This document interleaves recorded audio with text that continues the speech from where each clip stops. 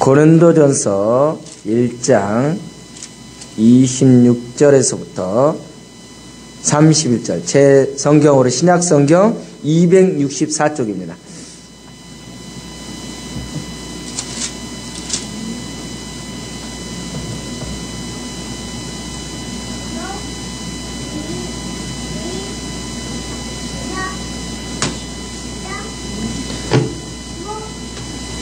고린도전서 1장 26절에서 31절, 제가 먼저 읽습니다. 한 절, 26절 봅니다.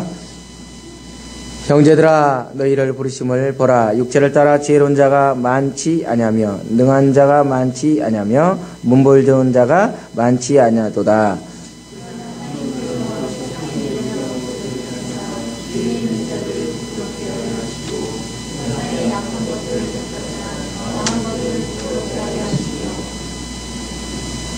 지금 제가 28절 얘기해야 되죠. 하나님께서 세상에 천한 것들과 멸시받는 것들과 없는 것들을 택하사 있는 것들을 폐하려 하시나니 너희는 하나님으로부터 나서 그리스도 예수 안에 있고 예수는 하나님으로부터 나와서 우리에게 지혜와 의로움과 거룩함과 구원함이 되셨으니 기록된 바 자랑하는 자는 주 안에서 자랑하라 함과 같게 하려 함이니라. 아멘, 아멘. 기도드리겠습니다. 하나님 아버지 감사합니다. 오늘 고린도전서 또 말씀을 통해서 이 시간 은혜를 더하여 주옵소서. 부전종을 세우셨습니다. 자랑하는 자는 주 안에서 자랑하라고 오늘 말씀을 통해서 깨닫게 됩니다. 주님, 것들을 조심해야 되고 주 안에서만 자랑할 수 있도록 역사하여 주옵소서. 오늘 모든 말씀 속에서 성령님께서 우리 개개인에게 주님 필요한 말씀으로 깨닫게 하시고 한 심령도 그저 왔다 가지 않도록 역사하여 주옵소서. 또한 우리 참석하지 못한 귀한 믿음의 지체들 위에도 그 가정과 그 속해 있는 모든 그 형편에 주님께서 함께 동행하여 주옵소서. 이 모든 말씀 주 예수 그리스도로 보라고 기도드립나이다. 아멘, 아멘.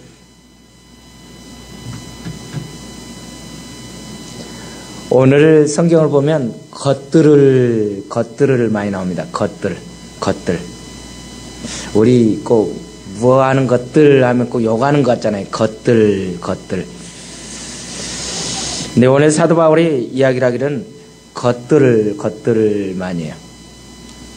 또 끝에 보니까 자랑하는 데는 누구 안에서 자랑해야 되느냐? 주님 안에서 자랑해야 된다.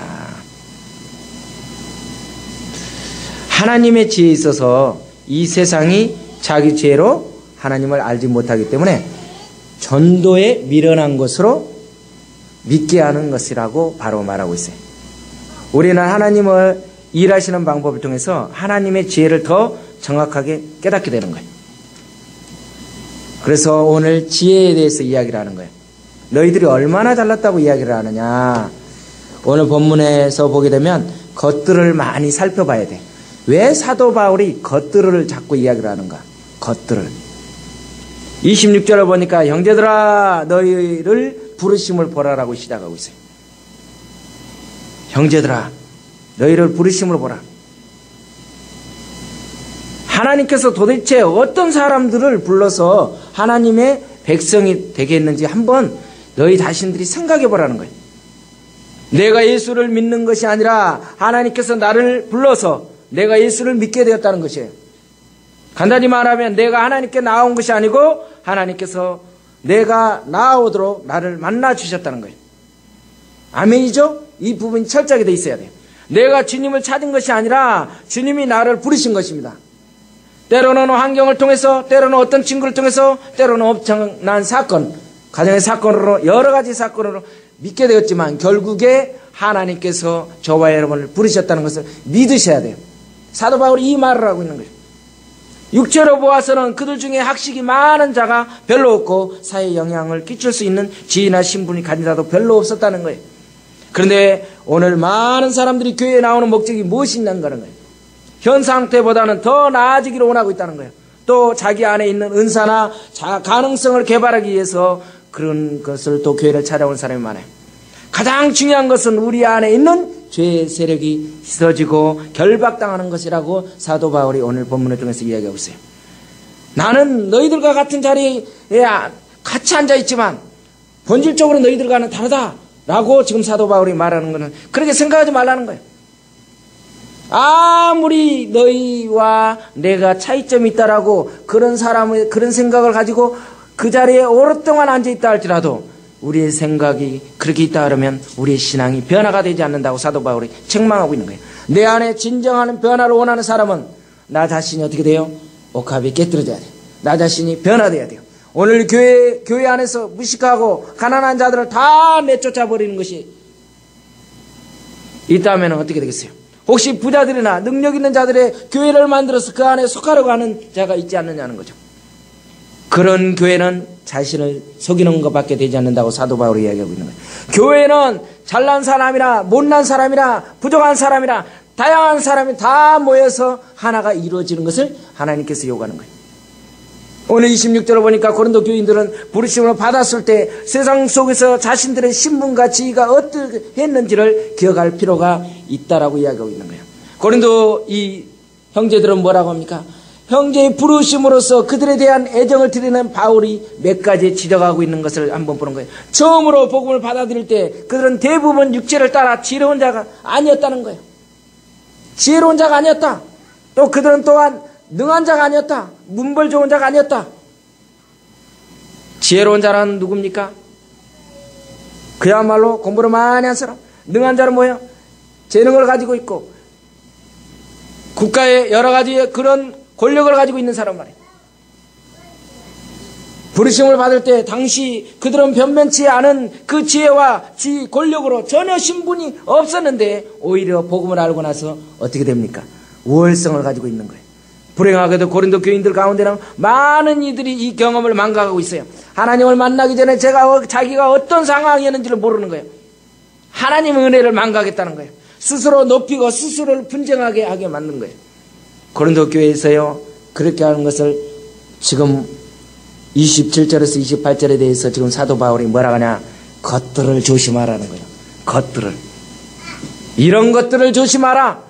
27절에 보니까 뭐래요? 그러나 하나님께서 세상에 미련한 것들을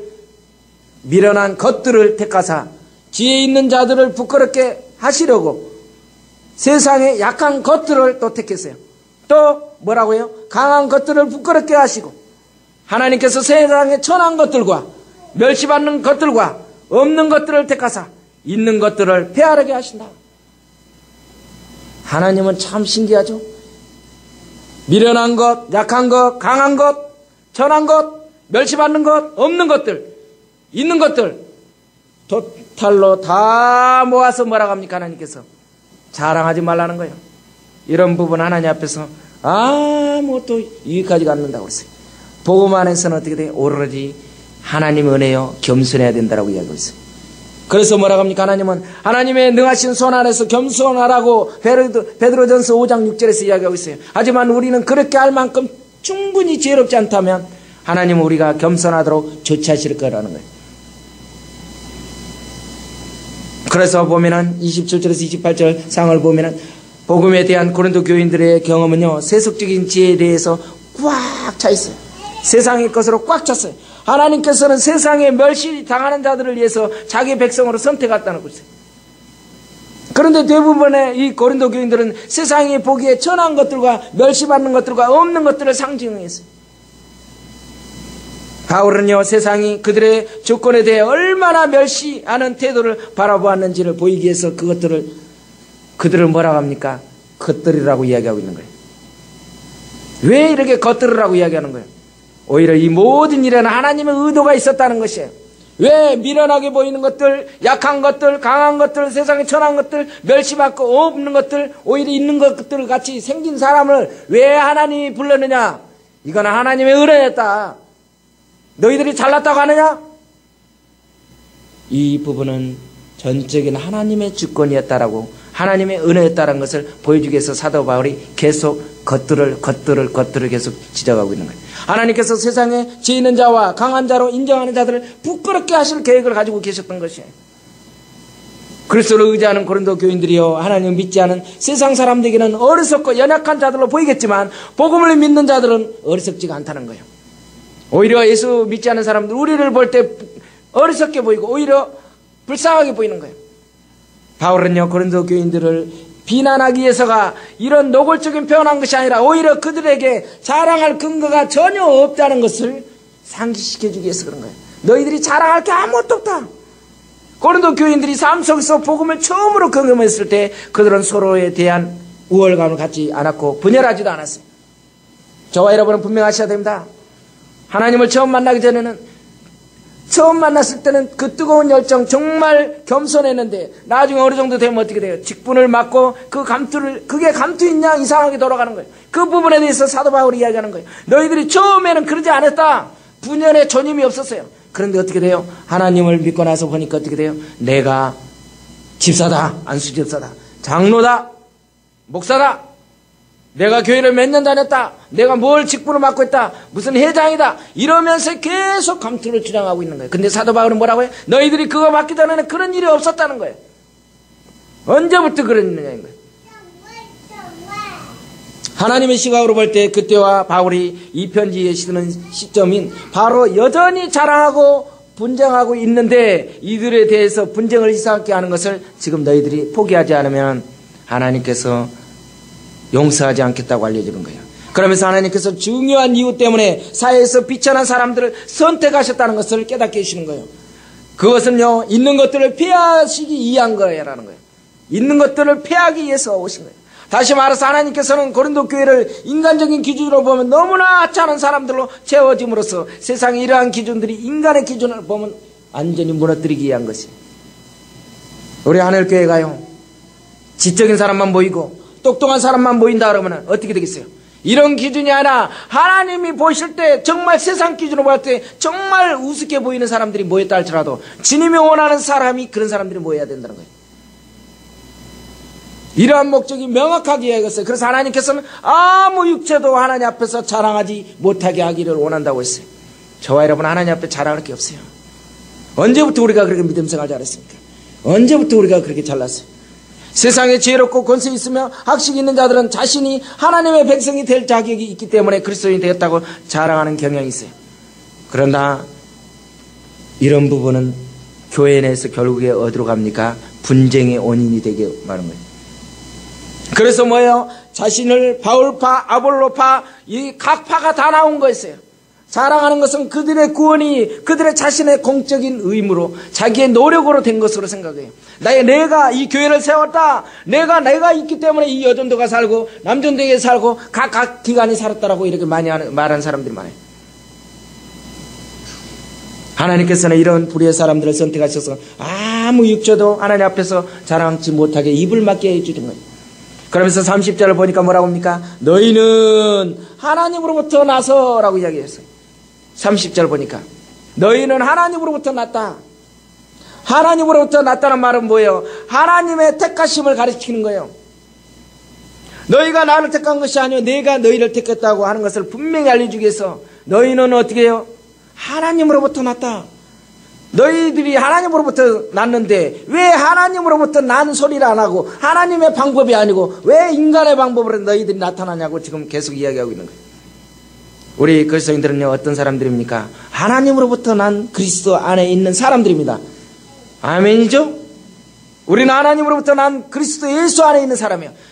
하나님의 밖에 있는 사람이 아니에요. 하나님의 안에서 하나님으로부터 난 그리스도 예수 안에 있는 사람이에요. 그러면 하나님으로부터 나서 그리스도 안에 있는 사람이면 그리스도 안에 있는 사람처럼 우리는 행동을 해야 되는데 그런 부분이 안 되어 있다는 거예요. 다른 사람들은요 어떤 사람들입니까? 부모 밑에서 태어났어요. 로마나 고린도에 있는 사람들이에요. 세상 사람들은 세상의 사람으로 태어났기 때문에 세상의 방법으로 살아갑니다. 저와 여러분은 누구한테 났어요? 하나님으로부터 났기 때문에 주님의 소리가 나와야 되고 주님의 방법으로 하나님의 말씀으로 나와야 된다는 거예요. 그 이야기를 하고 있어요. 하나님께로부터 났다는 것은 하나님의 능력으로 새 사람이 되었다는 겁니다. 우리가 하나님을 만나기 전에는 옛사람이 있었어요. 우리가 본질이 옛사람으로 속에서 늘 내 것을 찾았지만 이제는 하나님으로부터 났기 때문에 우리는 어떻게 되십니까? 바로 하나님의 소리가 나와야 돼요. 하나님의 모습이 나와야 돼요. 하나님께서 눈을 열어주셔서 하나님 앞에서 자신의 모습을 보기까지 절대 예수 그리스도를 믿을 수가 없습니다. 형제가 하나님을 택한 것이 아닙니다. 하나님 형제를 택했습니다. 택하신 자들을 어떻게 해주셨습니까? 그리스도 예수 안에 있다라고 이야기했습니다. 저와 여러분은 그리스도 밖에 있는 것이 아니라 예수 안에 있어요. 하나님은 택하신 자들을 그리스도 예수 안에 집어넣어 주셨다는 거예요. 아멘이죠. 아직도 그리스도 안에, 예수 안에 안 들어가 있다 그러면 우리는 어떻게 되세요? 세상에 찌들어 있는 거예요. 그래야 우리가 그리스도 예수 안에 있어야 되는 거예요. 그리스도가요 우리의 모든 것이 되십니다. 우리의 과거의 피로를 돌본 것과 현재는 물론 장래의 모든 것까지도 누구요? 그리스도로 인해서, 주님으로 인해서 된다는 것을 믿으셔야 됩니다. 그러므로 우리는 그리스도가 없으면 아무 존재가 아니에요. 예수 그리스도가 빠지면 아무 존재가 아니에요. 그래서 30절에 바울은 고린도 교인들 속에 남아있는 모든 교만을 제거하기 위해서 그들이 복음을 믿는 이유를 지금 깨닫게 해주시고 있는 거예요.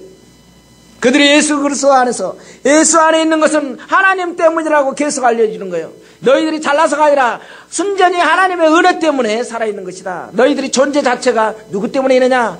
예수 그리스도 하나님 때문에 있다라고 계속 알려주고 있어. 믿는 자들의 구원을 배후에는요 궁극적인 것은 하나님이 있기 때문에 그런 거예요. 구원이요 하나님의 은혜로 인하여 믿음으로 된 거예요. 믿음 그 자체 역시 하나님의 선물인 것입니다. 너희는 그 은혜로 인하여 믿음으로 말미암아 구원을 받았으니 이것은 너희에게서 난 것이 아니라 하나님의 선물이라고 이야기했어요. 하나님의 선물이에요. 믿음이요 우리가 믿고 싶다고 해서 믿는 것이 아니라 하나님의 선물이에요. 그래서 이 구원받은 것은 하나님께서 주신 것이기 때문에 저와 여러분은 믿게 된 것입니다. 어떤 공로로도 된 것이 아니에요. 그래서 하나님께 돌려드려야만 돼요. 영광은 하나님께만 돌려야 돼요. 바울은 매우 엄하고 격렬한 용어로 구원을 묘사하고 있어요. 그런 성도들이 그리스도 안에 있다라고 계속 말하고 있는 거예요. 이 구절은요 모든 신자들이 그리스도와 형성하는 구원의 관계에 있어서 서술하고 있는 거예요. 성도들은요 세례를 통해서 그분과 연합된다는 것을 계속 이야기해주고 있어요. 그분과 몸의 자체가 하나가 지체가 된 거예요. 우리는 그리스도와 하나가 지체가 된 겁니다. 연합이 된 거예요. 이러한 이유로 그리스도께서 십자가에서 감당하신 심판은요 그 안에 있는 모든 사람들에게 적용되는 거예요. 더욱이 신자들 뿐만 아니라 육체의 부활까지, 마지막 부활에까지 그걸 동참할 것을 이야기를 하고 있는 거예요. 바울은 고린도 교회의 분파들을 화해시키기 위해서 그리스도 안에 이 연합을 계속 강조하고 있어요. 그리스도 안에서 그리스도와 신자들의 연합 때문에 그리스도는 그들에게 바로 하나님께로부터 나온 지혜가 되셨다고 하는 거예요. 그리스도와 이 연합으로 인해 신자들은 그리스도를 가장 위대한 지혜로 높여야 할 것입니다. 세상의 지혜를 추종하는 일을 포기해야 돼요. 우리는.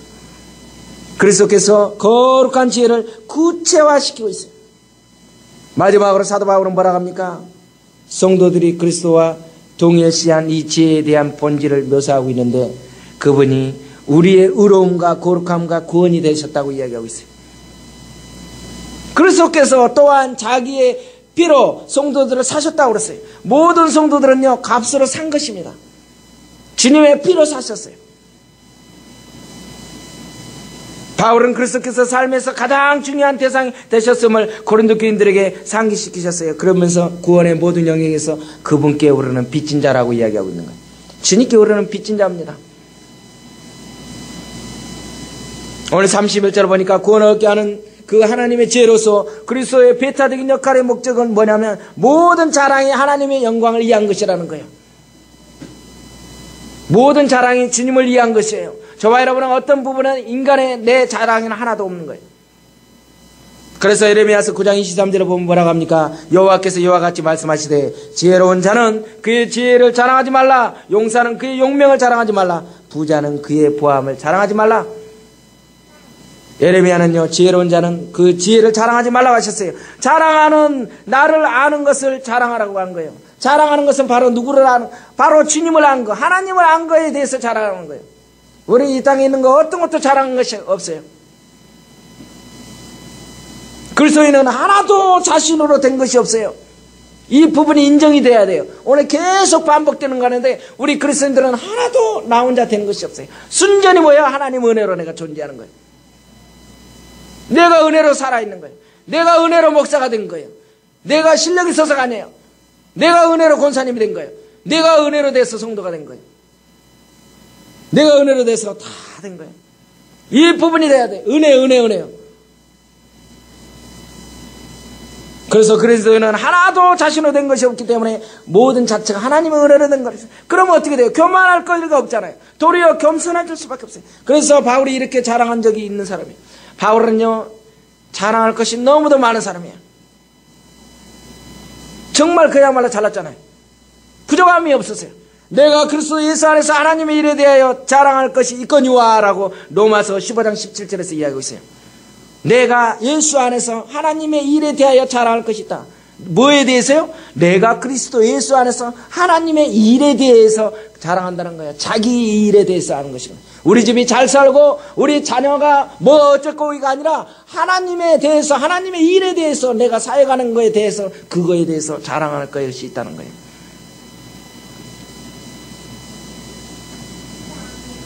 고린도후서 10장 13절에서 17절에 보니까 그러나 우리는 분수 이상의 자랑을 하지 않고, 여러분 고린도후서 10장을 찾아보겠습니다.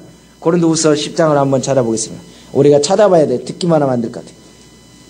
고린도후서 10장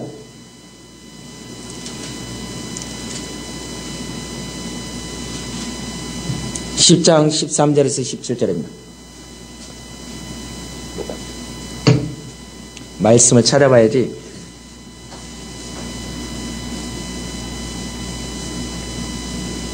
고린도후서 10장 13절에서 17절까지입니다. 자, 읽습니다. 시작. 그러나 우리는 분수 이상의 자랑을 하지 않고 오직 하나님이 우리에게 나눠주신 그 범위의 한계를 따라 하노니 곧 너희에게까지 이른 것이라. 우리가 너희에게 미치지 못할 자로서 스스로 지나쳐 나아간 것이 아니요 그리스도의 복음으로 너희에게까지 이른 것이라. 우리는 남의 수고를 가지고 분수 이상의 자랑을 하는 것이 아니라 오직 너희 믿음이 자랄수록 우리의 규범을 따라 너희 가운데서 더욱 풍성하게 지기를 바라노라. 이는 남의 규범으로 이루어 놓은 것으로 자랑하지 아니하고 너희 지역을 넘어 복음을 전하려 함이라. 자랑하는 자는 주 안에서 자랑할지니라. 아멘. 자랑하는 자는 누구 안에서 자랑하라고요? 주 안에서 자랑하라. 이게 설교의 결론이에요. 우리는 것들을 생각하면 돼요. 것들. 우리는 것들이었어요. 잘난 것들이었어요. 똑똑한 것들이었어요. 아주 못난 것들이었어요. 천한 것들이었어요. 하여튼 것들이 많았어요. 그런 것들을 어떻게 해요? 하나님께서 우리를 구원해 주셨어요. 자랑할 것도 없는데 뭐가 잘났다고 그렇게 자랑하는 거예요. 그런데 이런 속에서 이렇게 사도 바울이 지적하고 있는데 왜 교회 안에 분쟁이 생기냐는 거예요. 그 이야기를 지금 이제 하는 거예요. 서로 육체로 자랑하다 보니까 생기게 됐다는 거예요. 그러나 주님은 너희가 만일 자랑하려면 그리스도 안에서 자랑하고라고 말하고 있는데, 왜냐하면 우리는 그리스도 안에 있는 존재이고 그리스도가 우리의 모든 지혜로 된 사람들인데 주님 때문에 지혜도 생기고 거룩함도 생기고 울음도 생기게 되는데 그걸 완전히 없어지는 거예요. 우리에게 그리스도가 모든 것이 된다 그러면 우리의 원래의 것들이 다 무익한 것을 알고 우리가 얻은 것은 오직 그리스도라면 우리 믿는 그리스도 외에는 자랑할 것이 없어야 되는데 왜 교회 안에서 분쟁이 생긴다는 거예요. 그리스도 안에서 이루어진 역사들과 그리스도와의 관계된 것만을 자랑할 수 있어야 되는데 이 부분이 빠져버리기 때문에 분쟁이 생긴 것입니다. 우리 믿는 이들은요, 과거나 현재나 미래나 다 그리스도의 것입니다. 이 부분을 강조해야 돼요. 이거는 죽을 때까지 계속 이야기돼야 돼요. 그래야 우리 하늘교회가 계속 온전하게 갈 수 있어요. 안 그러면 분쟁이 생깁니다.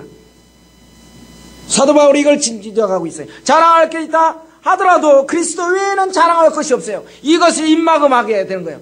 입을 열라고 하면 너 그리스도 외에는 사도 바울이 고백한 것처럼 아무것도 이야기할 수가 없어요.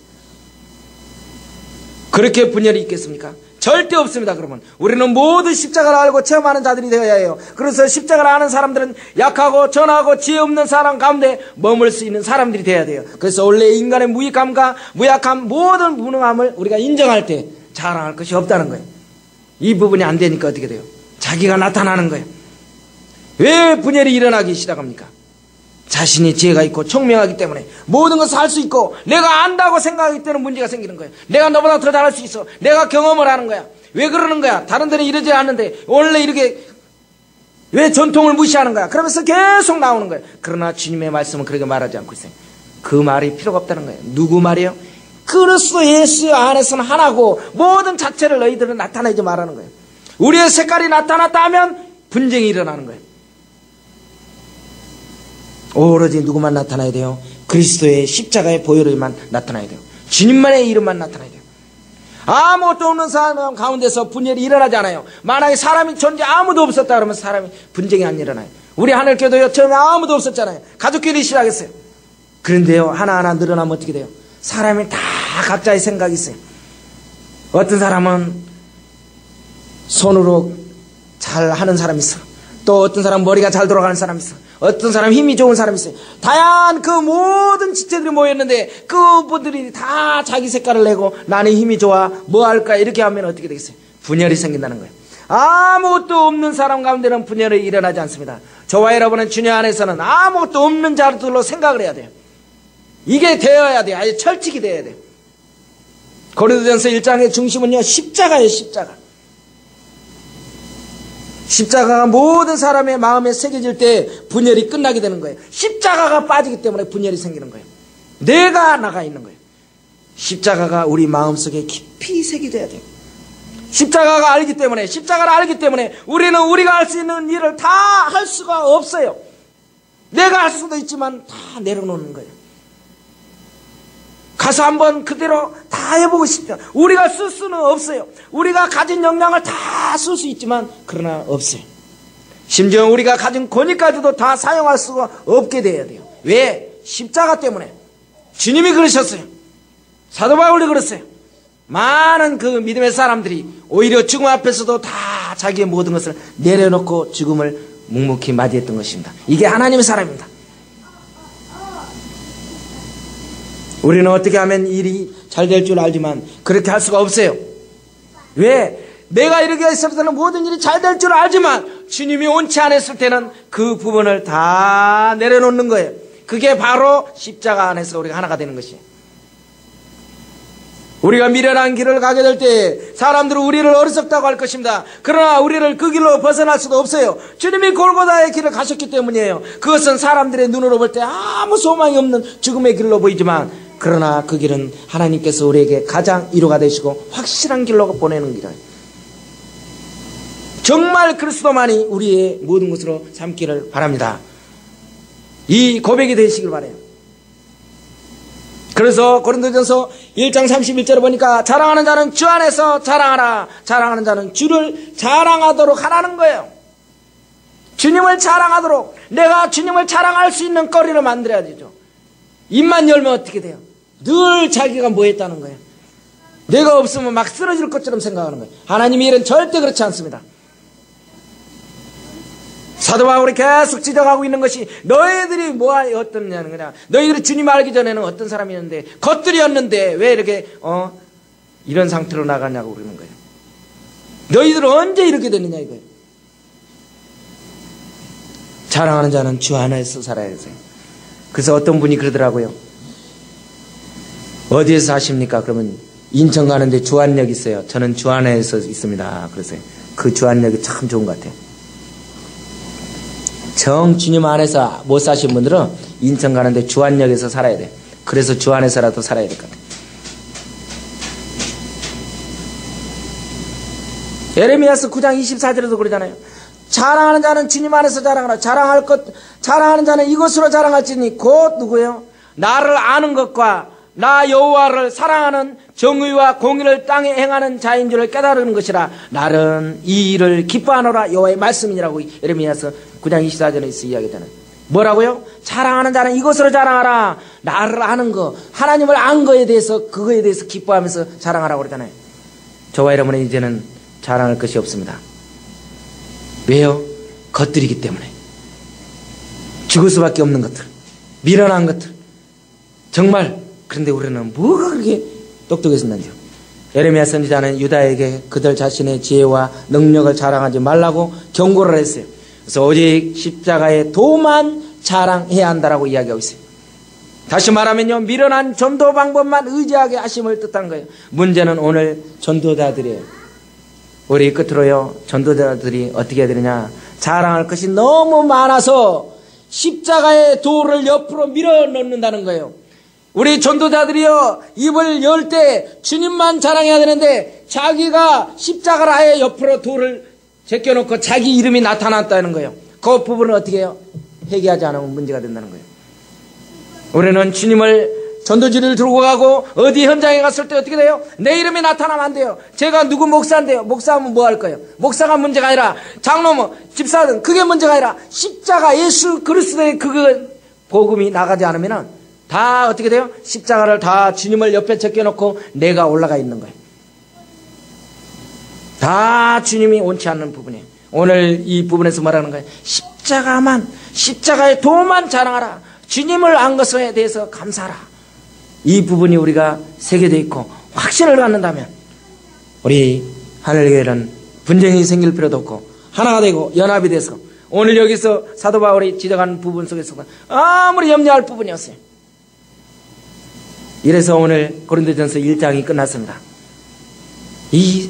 지금 고린도 계속 가는데 교회 안에서 지금 조짐들이 많이 일어나고 있어요. 상당히 고린도전서가 쉬운 듯 하면서도 딱딱합니다. 딱딱한 듯 하면서도 교리적으로 굉장히 또 중요해요. 교회 안에서 이 부분이 꼭 필요해요. 어떤 이론이나 언론이 문제가 아니라 우리가 믿음 생활할 때 정말 한번 생각해 보셔야 돼요. 내가 어떤 사람인가? 우리가 하나님의 은혜를 몰랐다면 이 자리에 앉을 수 있는 사람들이 아니에요. 우리가 주님의 부름을 받았을 때 육체를 따라 지혜로운 자가 하나도 없다고 그랬어요. 우리는 다 것들에 속한 사람들이었어요. 우리는 무슨 이야기가 나오고 내 소리가 나오려고 할 때는 뭐예요? 아, 그렇지. 나는 것들이었지. 버림받을 수밖에 없는 것들이었지. 정말 아무것도 쓸모가 없는 것들이었지. 그런데 하나님 은혜로 나를 어떻게 이렇게 쓰임받을 수 있도록 해줬다는 거 얼마나 감사하냐. 할렐루야.